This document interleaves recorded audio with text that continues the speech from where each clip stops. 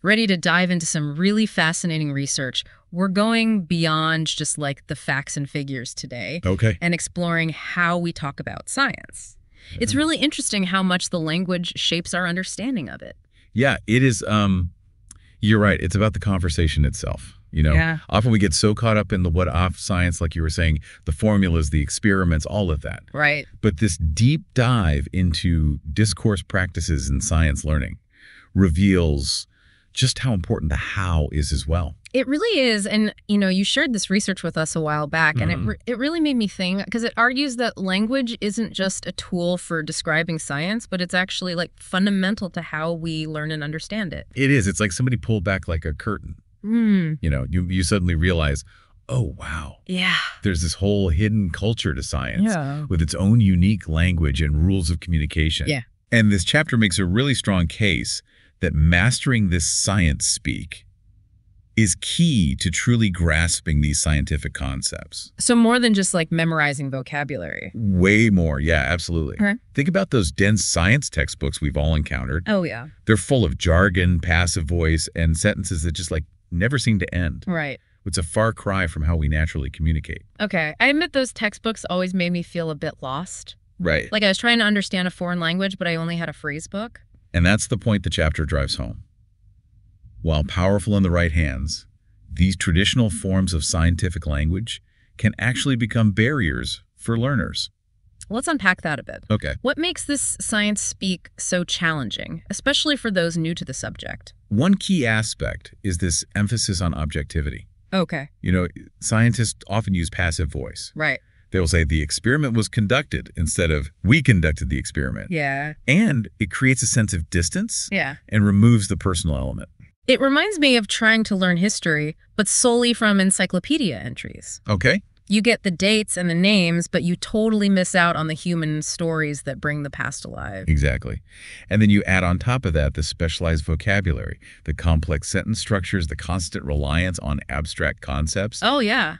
It's no wonder some people feel overwhelmed by science. Yeah, you're just like, what are you even talking about? Right. So, like learning any new language, immersion is key to mastering this science speak. You got it, precisely. Okay. But as this chapter highlights, effective science learning goes beyond just words on a page. Right. It requires a multi-sensory, engaging approach. Now, this is where things get really interesting. Yeah. The chapter talks about the power of incorporating hands-on activities, Yes. diagrams, even gestures to enhance learning. Remember that example of the kindergartners learning about snails? Yes. Their drawings of snails became incredibly detailed and accurate over time, even though they were still developing their scientific vocabulary. Right. It shows how powerful that multimodal learning can be. Right. Engaging multiple senses makes the experience richer and more memorable. For sure. Yeah. Imagine a cooking class where you only read recipes, but never actually touch the ingredients or smell what's cooking. Right? That's what it's like to rely solely on traditional science discourse. That makes so much sense. And this multimodal approach isn't just about making learning more fun, right? Right. It has real benefits for how deeply we understand scientific concepts. Absolutely. Think about teaching the water cycle. Okay. Instead of just reading about evaporation, condensation, and precipitation, students can build a mini terrarium, observe water droplets forming, and even create diagrams to illustrate the process. Wow. It brings the concept to life. It's like instead of just passively absorbing information, they're actively constructing their own understanding through these different modes of representation. Yes, exactly. And the chapter really emphasizes that even simple gestures can be powerful teaching tools.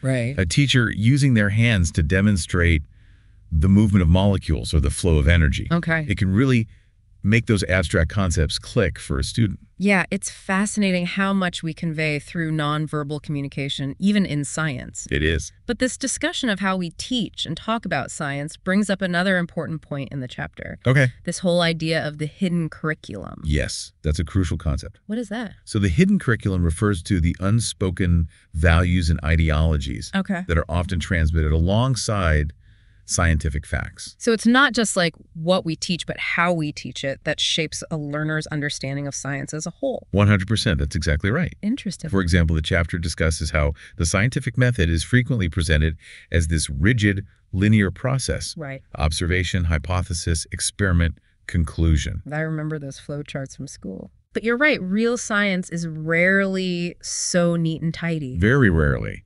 And presenting it as such can unintentionally limit how we view knowledge construction in science. Okay. In reality, it's often a much messier, more iterative process full of detours, unexpected findings, and collaborations that challenge our initial assumptions. Yeah, it's like those draw a scientist exercises where kids often draw a white man in a lab coat. Right. And it's like those images, even if unintentional, send a strong message about who belongs in the world of science. Exactly. You hit the nail on the head. Yeah. We need to be mindful of those hidden messages. Yeah. Embedded in our teaching practices and in our language choices. For sure. It's about creating learning environments that are truly inclusive. Okay. And reflect the diverse ways in which scientific knowledge is created. So how do we do that? How can we make science discourse more empowering, especially for learners from diverse backgrounds? Well, the chapter offers some really compelling ideas. Okay. One that stands out is translanguaging. Translanguaging, that's a new term for me. Yeah, so it challenges the idea that a single language should dominate the science classroom. Okay. And instead, it encourages viewing students' full linguistic repertoires, all the languages and dialects they use, Right. as assets for learning. So rather than seeing switching between languages as like a barrier, Right. we kind of embrace it as part of the learning process itself. Exactly. Or- Imagine a classroom where a student's deep understanding of a scientific concept in their home language can actually enrich the learning experience for everybody. It's like appreciating all the flavors in a dish, even the unfamiliar ones, instead of just focusing on a single ingredient. That's a great analogy. I love that. Yeah. Translanguaging acknowledges that different languages offer these unique ways of expressing ideas. Okay. And by embracing that diversity, we can open up these new pathways for scientific thinking and discovery. I like that a lot. And it makes me think about how this idea of embracing different ways of knowing and talking about science seems even more important when we think about all the learning that happens outside of classrooms. Yeah, absolutely. And brings us to another key takeaway from the chapter.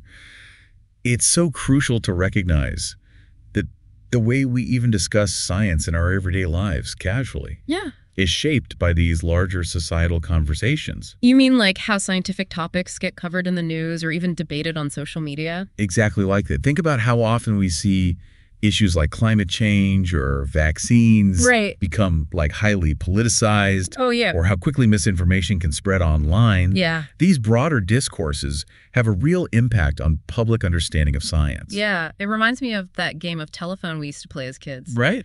Where like the original message gets passed around and it often ends up completely different by the time it reaches the last person. 100%. That's a great analogy, and that's why the chapter encourages us to think critically about the science information we encounter daily. Yeah. Especially in those less formal settings. Mm-hmm. So it's not enough to just understand the scientific facts themselves, but we need to pay attention to the context in which they're being presented. Yes. Okay. 100%.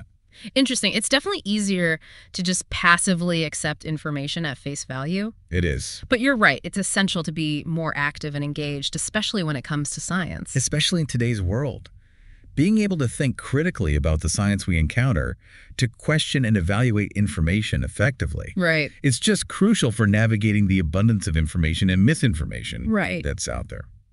This deep dive into discourse practices in science learning has really underscored how those conversations, both in classrooms and our everyday lives, have a profound impact on how we understand science. They do. And that's what makes this such a fascinating field of study. It highlights how learning and knowledge are not limited to textbooks and labs. Right. Every interaction, every conversation about science can be an opportunity to deepen our understanding and engage with the world around us in a more meaningful way. It's so true.